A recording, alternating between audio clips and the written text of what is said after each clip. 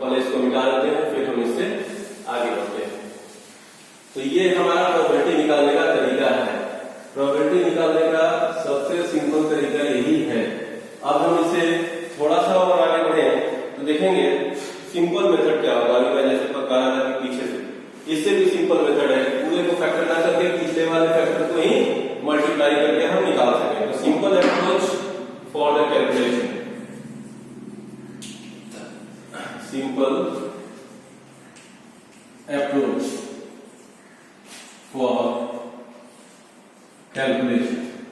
अब simple approach में क्या है, हमारे पास जितना है n इंटू पी जीरो, पहले हो सकता है प्रोबेबिलिटी ऑफ हैपनिंग में r हमारे पास जीरो हो, रिपीटेशन हमारे पास जीरो।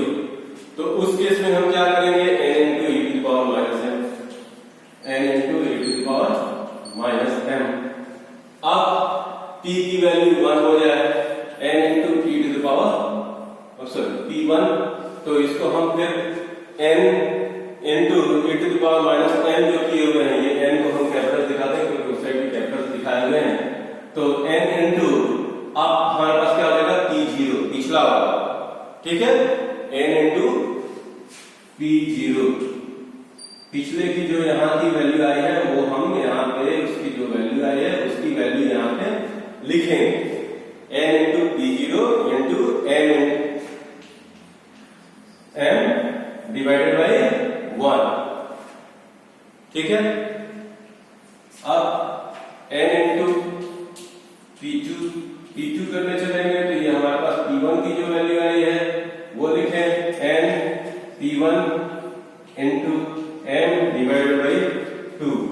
अब यहाँ पे हम वो फैक्टोरियल की बात नहीं कर रहे हैं, पीछे वाले की बात कर रहे हैं, n p3 n into p2 into m divided by 3।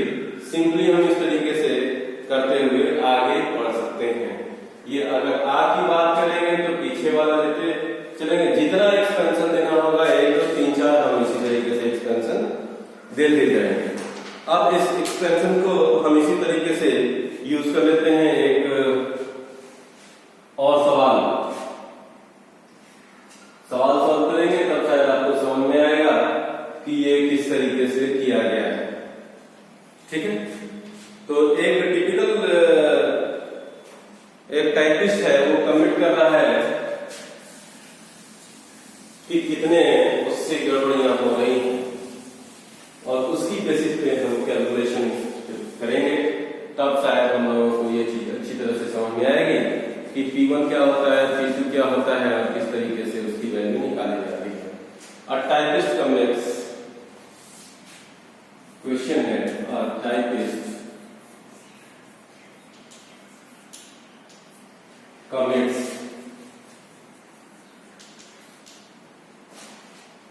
Typist commit कर रहा है कि उसके पास फॉलोइंग मिस्टेक्स पेजेस के हैं, फॉलोइंग मिस्टेक्स इन टाइपिंग पर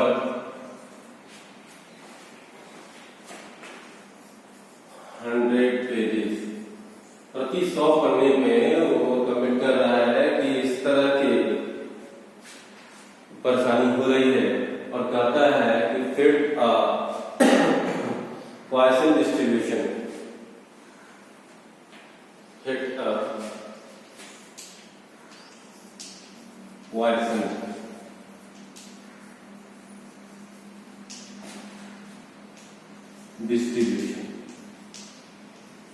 डिस्ट्रीब्यूशन अब पॉइसन डिस्ट्रीब्यूशन की बात होती है यहाँ पे कि आप फिट करिए इसके अंदर, तो उसने अपने पास से x दिया गया है, उसने पहले से x दे रखा है, तो x लिखने के लिए 0 1 2 3 4 और 5 ही दिया है, 5 दिया है। और पांचों के सामने उसने कहा कि हमारी जो फ्रीक्वेंसी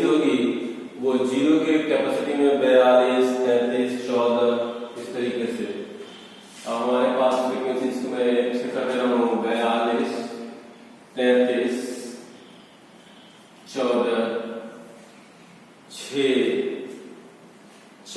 और 1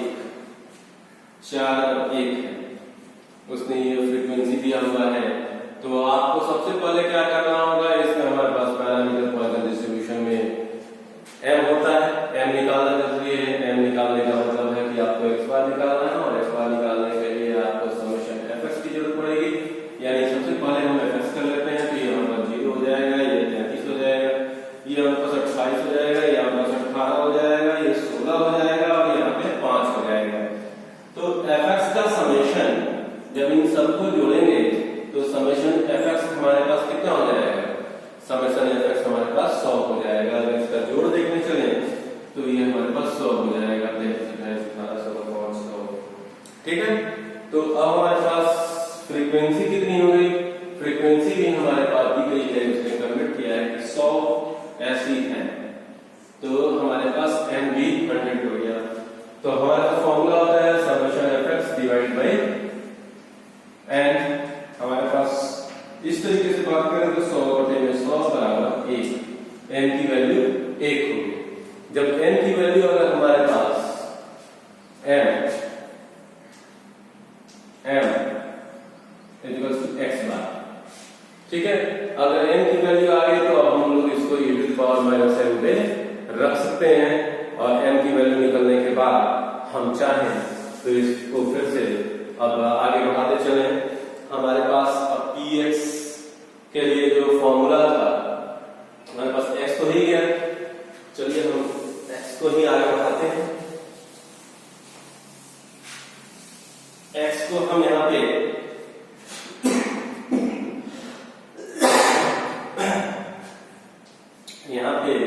हम px लेते हैं,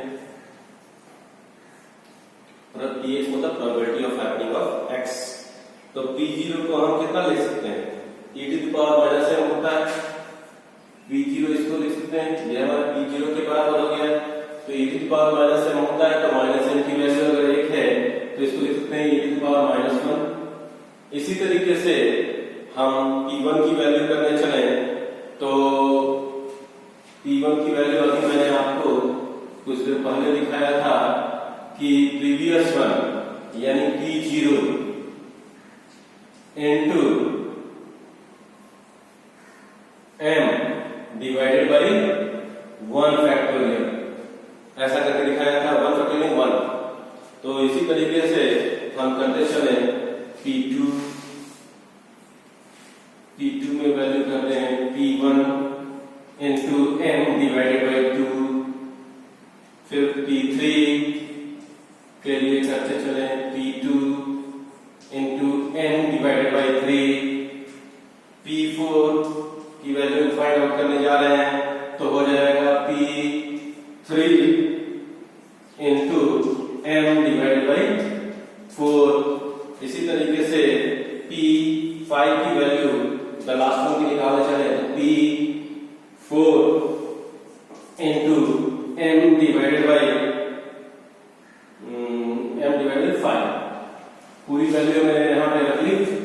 अब यहाँ पे वैल्यू रख दी थी e⁻1 की बात करें, -2 की बात करें, मतलब m की वैल्यू अब सब मैंने लिख दिया। m की वैल्यू के हर जगह पे मैं 1 लिखते जा रहा हूँ।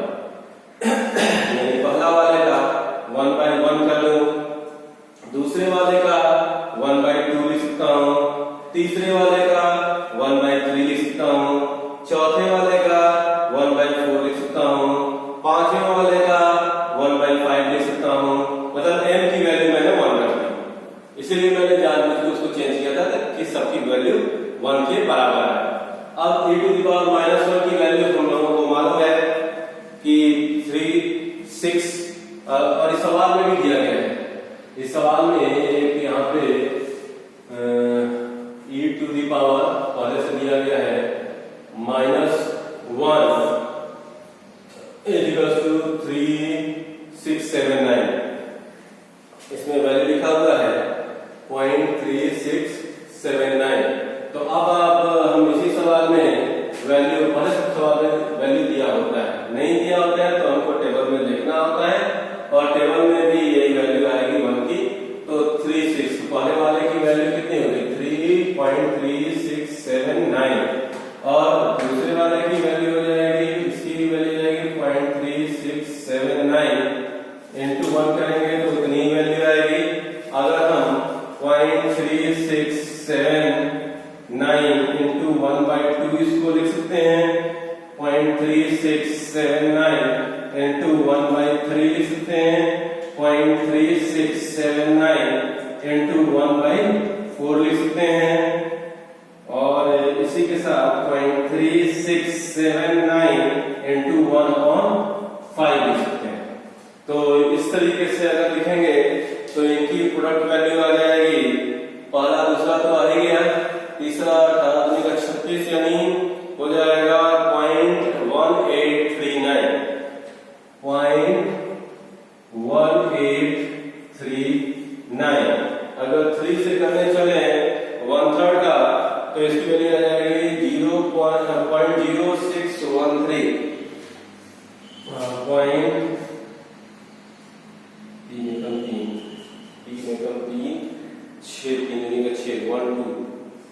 यानी 1/3 करने चलेंगे। ये 1 मिनट यहाँ पे एक गड़बड़ी और कर रहे हैं, 3679 नहीं है, पीछे वाले तो यहाँ तक तो ठीक है।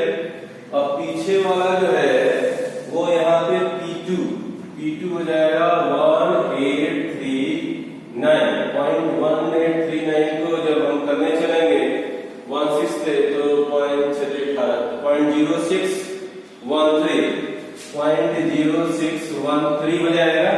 अब यहाँ पे 0.0613 को 4 से भाग देंगे तो हमारे पास वैल्यू आ जाएगी 0.0153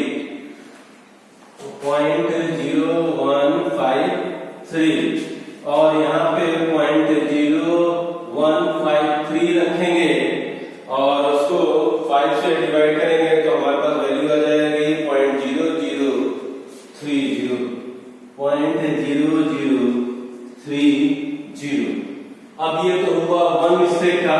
अगर 100 मिस्टेक की बात करें तो 100 मिस्टेक यानी एफई की बात करें जो उसने कहा है कि फिट करके दिखाइए, तो एफई की वैल्यू हमारे पास हो जाएगी 3679 इंटू 100 इज इक्वल्स टू 36.79। अब 3 ये भी हमारे पास 3679 हो जाएगा, ये हमारे पास हो जाएगा 0.1839 इंटू 100 इज इक्वल्स टू हो जाएगा 18.39। इसी तरीके से सब में 100 का मल्टीप्लिकेशन करते जाएंगे तो ये हो जाएगा 06.13, 01.53 और 0.30।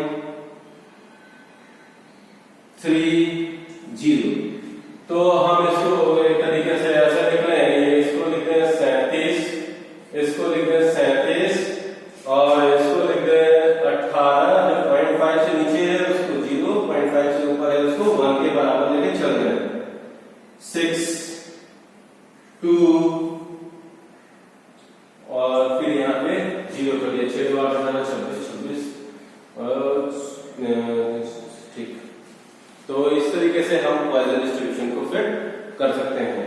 अब हम लोगों के पास लास्ट बचता है एक और थ्योरेटिकल डिस्ट्रीब्यूशन का अंतिम पार्ट जिसको बोलते हैं नॉर्मल डिस्ट्रीब्यूशन। आइए उसको भी खत्म कर लेते हैं, इसके बाद हम इस चैप्टर को एंड करेंगे।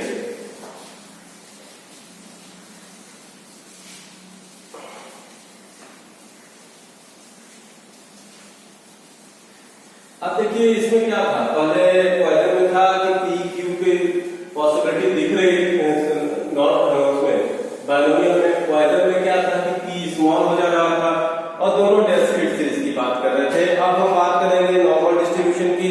तो नॉर्मल डिस्ट्रीब्यूशन में क्या है, पी और क्यू की यहाँ तक बात करें तो यहाँ पे इनफाइनाइट तक ये जाएगा। दूसरी चीज की ये सीरीज की बात करें तो ये कंटिन्यूअस को दिखाएगा। अब सीधे सीधे हम आते हैं इंपॉर्टेंस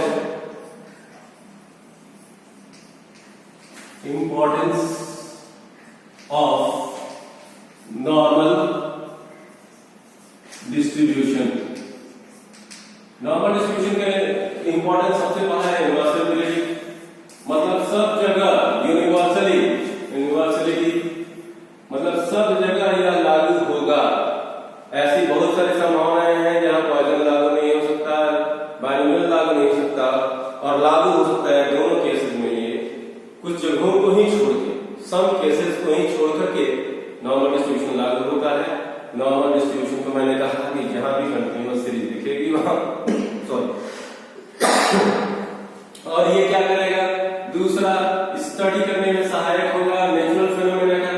जैसे पत्तियों की बात करें, study of natural phenomena, natural phenomena, जैसे पत्ती है, पत्ती की साइज की अगर बात करनी हो तो नेचुरल उसकी साइज है, उसके बारे में अगर स्टडी करनी हो तो हम इसका यूज कर सकते हैं। फिर इसके बाद ये क्या करेगा कि ये बेसिस ऑफ स्मॉल सैंपल पे ही ये काम करता है, ठीक है। जहां स्मॉल सैंपल की बात हो, बेसिस ऑफ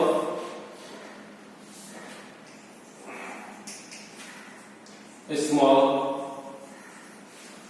सैंपल्स, ये स्मॉल सैंपल की बेसिस पे बात करते हैं। पॉपुलेशन, जिसमें पॉपुलेशन जिसे ड्रॉ करेंगे वो नॉर्मल डिस्ट्रीब्यूशन, ठीक है। ये बेसिस जो होगा स्मॉल सैंपल का, वो नॉर्मल डिस्ट्रीब्यूशन की बेसिस पे हम इनको प्राप्त करने की कोशिश करेंगे। और इसका यूज कर सकते हैं हम SQC में, स्टैटिस्टिकल क्वालिटी कंट्रोल में, statistical quality control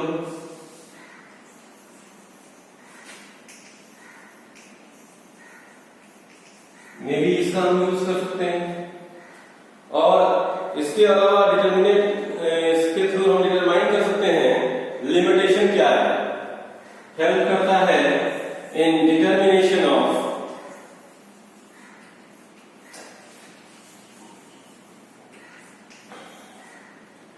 population limit.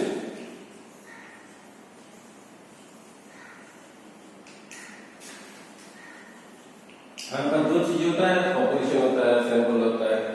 तो इसमें हम सेंट्रल टेंडेंसी थ्योरम को अप्लाई कर सकते हैं। किसकी बेसिस पे बताएगा, तो सेंट्रल टेंडेंसी थ्योरम के यूज पे बताएगा। सेंट्रल टेंडेंसी थ्योरम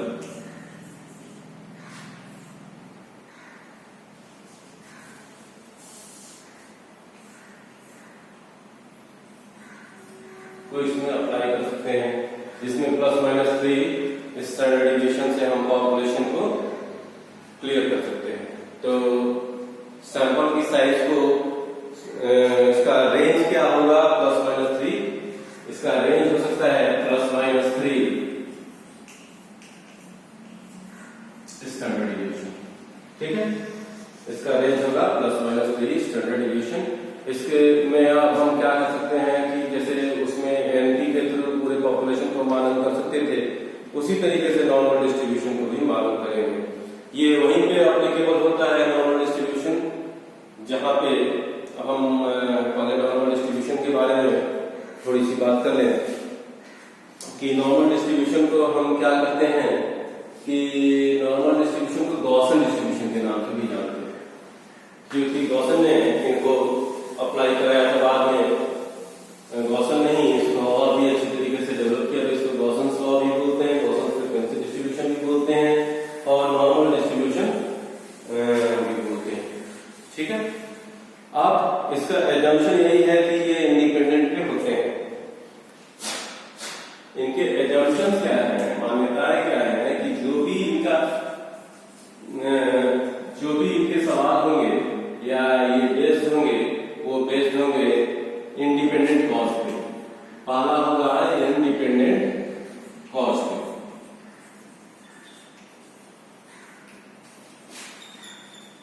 मतलब जो भी होगा वो स्वतंत्र होगा। दूसरा होगा मल्टीपल कॉज, सब प्रभाव डालेंगे, सबके प्रभाव की गणना इसमें की जा सकती है और सबके प्रभाव की चर्चा इसमें हो सकती है। मल्टीपल कॉजेस, किसका किस पे इफेक्ट पड़ रहा है, कैसे पड़ रहा है, उसका रिजल्ट क्या होगा, वो हम स्टडी कर सकते हैं। और उसके बाद सिमेट्री इनका जो होगा वो इक्वल डिस्टेंस पे होगा। एक और चीज अभी मैं बेल सर्किल को दिखाऊंगा। और ये जो होगा वो सिमेट्रिकल होगा, इनकी सिमेट्री जो होगी वो इक्वल डिस्टेंस पे होगी, यानी इनका जो स्ट्रक्चर होगा वो सिमेट्री का होगा, यानी सिमेट्रिकल होगा। नॉर्मली नॉर्मल डिस्ट्रीब्यूशन को हम ऐसा करते हैं कि इस तरीके से बेल शेप में दिखाते हैं।